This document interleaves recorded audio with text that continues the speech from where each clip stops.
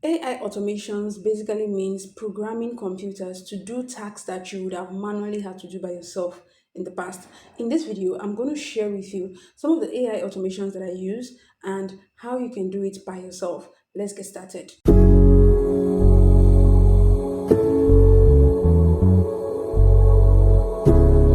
Hello and welcome back to my channel. My name is Onika Adedayo. I'm a full stack marketer and community builder. If this is your first time landing on this channel, please hit the subscribe button. But let's get into today's conversation. You cannot successfully do AI automations if you don't understand four things, and I'm going to be running through them. The first one is if you don't know how to think in workflows. So this is no longer the case of, oh, I want to do this task.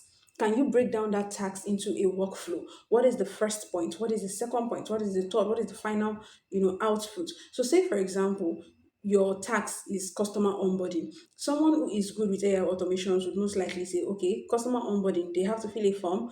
When they fill the form, they need to get an email. When they get an email, maybe they need to get a meeting and then next steps, right? So you've literally just broken down that task. And when you think that way, it becomes easier for you to utilize AI because you know what you want to use AI to do. You can probably call this process orchestration, but it is very, very important. Number two, you need to understand APIs. ChatGPT does not know what is happening in your company Slack channel.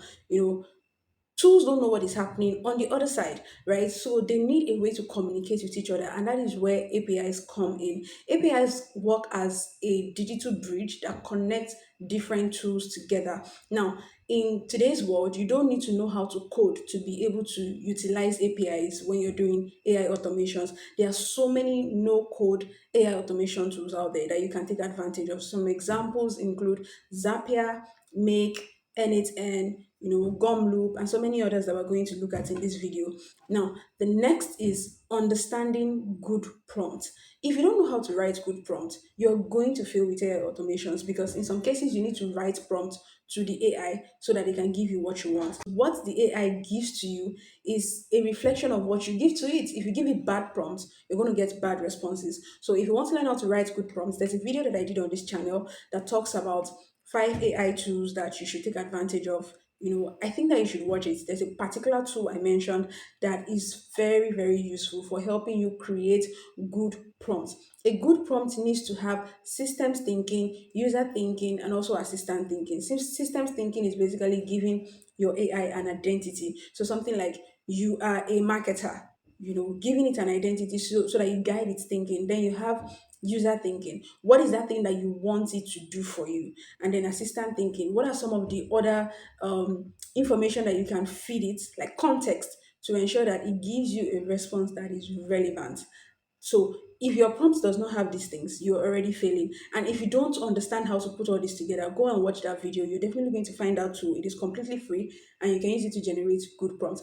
Final thing that you need to understand to have successful AI automations is the 30% rule of automation. What that basically means is you should only automate tasks that AI can reliably handle at least 30% of successfully.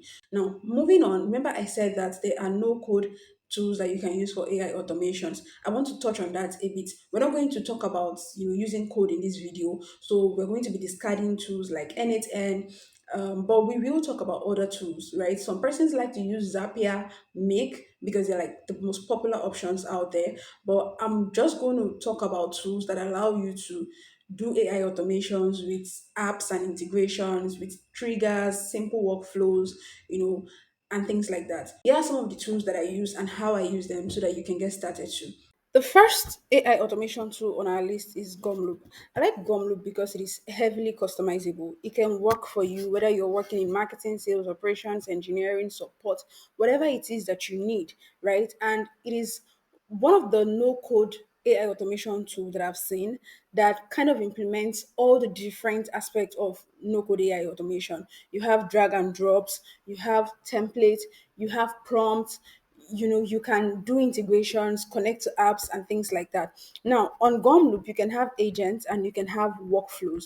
What is the difference between agents and workflows? For your agents, these are customized AI. You are the one who trained this AI and you trained it for a specific task. Now that AI has the ability to think on its own and give you a response, as opposed to workflows. Workflows are just rigid. They are not thinking on their own. They are just going to take, like, it's data in, data out, or garbage in, garbage out, right? It's not flexible. But the best part is you don't have to start from scratch. If you're a beginner and you don't understand technical terms, you just have to select a template that works for you. Do you need meeting summaries? Do you want to extract content from PDF emails? Whatever it is that you want to do, you can literally find a way to do on Gumloop. So this is my own personal interface. You can see that I have one AI agent created that helps me with my sales email, and I have connected it to Notion and show you what it looks like. So just like I said, I have customized this AI to do a particular task for me, right? I have chosen my preferred agent. My preferred agent is Cloud. You can choose Gemini. You can choose ChatGPT, Moonshot, whatever you want. I chose Cloud. And then what is the task I have given to my sales jet agent? I'm basically telling this agent that it should help me create outreach emails for companies. Now, company name in this case literally just means the name of the company on my Notion page. I have connected it to my Notion database where I have my leads, and you can see the tools. You can integrate as many applications as you want: Apollo, Atrio, Gmail, whatever it is that you want, right? There's so many that you can integrate. You can even integrate a custom tool, but this is a bit technical and I won't get into this. Then you can also tell it what skills you need it to have. So to execute this task, right, I have informed my custom AI that it needs to have executive human tone writing, it needs to have strategic lead categorization, it needs to have AI skill editing and creation. Of course, I'm not going to automatically just take whatever is presented to me from the AI and send to customers, but it gives me a first draft that I can build upon. Next is Tally. So now I love Tally because Tally makes collection of information easy. If you don't know what Tally is a Google Forms alternative. It is completely free and I love it because it has a beautiful interface. It has more customizable features than Google Forms.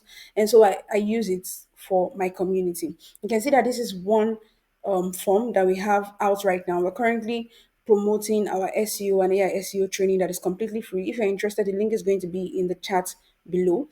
But then the best part about Tally is you can complete integrations. You can integrate with Google Sheets, Notion, Airtable, whatever it is, right? I personally like to use Google Sheets.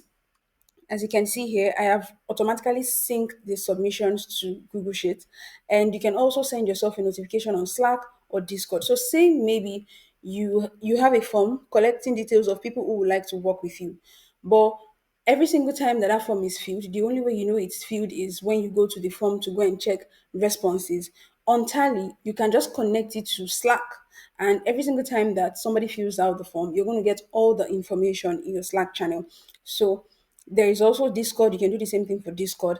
And maybe you want to connect it directly to your email platform. So, for instance, we are collecting responses. We've already synced our responses to a spreadsheet, but maybe we want to move from that spreadsheet to our email tool. We can use Zapier or Make to create an integration, like a bridge, where we tell Zapier that immediately there is a new response on the spreadsheet, zap that new response directly into our email tool. The only reason why we're not doing all of that is because we like to, vet people who apply to the community before sending them to our email tool. We're paying a lot of money for our email tool. So, of course, we don't want to bombard our email tool with the wrong kind of people. So, that is the reason why we're not doing that. But you have the option to do as many things as you want. And you don't also have to start from scratch. You have tons of templates that you can actually take advantage of as a beginner. And like I said, you can customize your templates as much as you want. Moving on, we have Gamma. So, Gamma doesn't really integrate with much, but I love Gamma because I use it to automate presentations. I'm not the kind of person who loves to sit down and start crafting proposals from scratch and things like that. It gets very, very tiring. So what I do is I use Gamma. When you want to use Gamma, it gives you free credit and you can easily just create a new presentation. All you have to do is figure out, do you want to generate your presentation from a prompt? Do you want to paste in text? Maybe you've already written out what needs to be on the proposal or your deck or whatever. You can paste in your text. You can create from a template you've used in the past. You can import the documents. Maybe someone sends you a document and say, Onyeka, turn this document into a proposal. You take that document, you paste it here, and automatically Gamma does the work for you. And you can customize your themes. So you don't want to always, maybe when it's time to create your proposal, some of the things you would have to think about if you want to do it manually is you're thinking about your color, you're thinking about your fonts, you want to ensure that everything feels on brand. With Gamma, you can save your themes. As you can see here, I have a template for my community. I have a template for Quick Pick, which is an organization where I work at. I have a partnership proposal template. You can customize your font as well, right? And then there are also templates. Who just doesn't love templates? You don't always have to start from scratch. Look at beautiful templates that you can use. So Gamma just helps to automate that presentation angle. And it's not only for presentation. You can create landing pages with Gamma. You can create websites. You can create social media carousels for you as an individual who would always love to post carousels, maybe LinkedIn, Instagram, you can create carousels using Gamma and it's pretty fast. Next AI automation tool that I will talk about is ClickUp. So ClickUp is for project management. When you're working in a team and you constantly have to supervise or constantly have to say, designer, where's my design? Or content writer, where's my blog? Things like that. This just makes it easy for you. Now, as at my community creates, we use ClickUp to organize our tasks. You can see some of the tasks that are, to be done. You can see some that are in progress. You can see some that are already completed. You can even see individual tasks. So, for instance, you can see tasks that are assigned to me, right? And the best part is you can set a task to reoccur. So, say for example, I want this task to be done every single day. All I just have to do is come to my due date, indicate that I want to make this recurring, to ask you, do you want to do this weekly, daily, monthly, yearly, days after, custom, like you can choose as many as you want. So let's say we go with daily. It would ask you if you want to skip weekends. I can say skip weekends. It would ask you whether you want to create new tags. So this is basically saying that whenever that this tax is completed, I want you to automatically create the tax again. And this is perfect for those of you who do recurring things every single day. For instance, posting on social media, right? If you need to be reminded every single day that you should post on social media, this just takes away that reminder. It automatically just updates by itself. And then you can update the status. So maybe you want the status to always go back to do. You can categorize your tasks by things that are yet to be done, things that are in progress, and things that are completed. So I could say whenever I complete these tasks, once the status changes to complete, I want to create a new task that is updated as a to do. So I'm going to save this and then I'm going to set this as complete now, and we'll refresh this page and just see what happens. So now you can see that the tax is back here. No due date has been set, most likely because I said that it should show up every weekday. So it's basically saying that there's never going to be a due date for this tax. It's going to keep reoccurring. I remember we selected recall forever, right? But that is not all with ClickUp. ClickUp also automatically sends you notifications. So it reminds you, those of you that say, oh, the reason why I didn't do this, boss, is because I forgot. ClickUp takes away those kind of excuses. When you're working with clients, you don't want to show up you don't want to show up as unreliable, and ClickUp helps you manage your productivity, right? So whatever is due, you're going to see it's going to prompt you, oh, this tax is due today, this tax is due tomorrow, this tax is overdue, right? You can see all of that information and it's so useful. And even when you're working with team members, right? So if I go to my individual tax board, you can see some of my individual tax just for the purpose of this recording. You would see that I am assigned all these tasks. ClickUp would always send me a reminder. Oh, this is due tomorrow. Oh, this is due next tomorrow. When I set a due date, it reminds me, right? And you can also assign tasks to as many people as possible. So maybe you're working on a particular task with 5 people. You can get all of them to receive reminders by adding them here, and they would automatically get reminders. One of the integrations that we have ongoing on ClickUp is we connected it to our Slack. So if you come to our community Slack, you can see that we are getting notified, right? So Onyeka assigned you this task. Oyenka assigned you this, right? It just makes communication easy. It keeps everybody like aligned. It helps you to see where you are a blocker in a project. You can add as many columns as you want. There's so many things you can add. What do you want to add? Do you want to add signature, button, progress, relationship? Relationship in this case is basically saying that this tax is related to another tax, right? So all these tools or all these features that you see, it makes your work easy and if you're a remote worker, if you're a freelancer, I highly recommend that you try out ClickUp. You don't even need to have a large team for you to use ClickUp. You can use it for your personal self just to stay up to date on the things that you need to execute for clients. And then there is the automation aspect. You can choose to automate certain things in ClickUp. So, say for example, you work with a large team. So maybe customer support needs to take feedback from customers and send it to marketing, and then marketing needs to, take those feedback, convert it into action point for the technical team, and then send it to the technical team. And the technical team needs to implement and report back to marketing. Though there are redundancies in that process, you can easily just automate the task that, oh, when customer support brings complete this task, remind marketing that marketing should do this. You see, you can add as many things as you want, right? And then when marketing completes the task, remind devs that devs should do this. So it's just pretty easy, and I recommend that you try out ClickUp.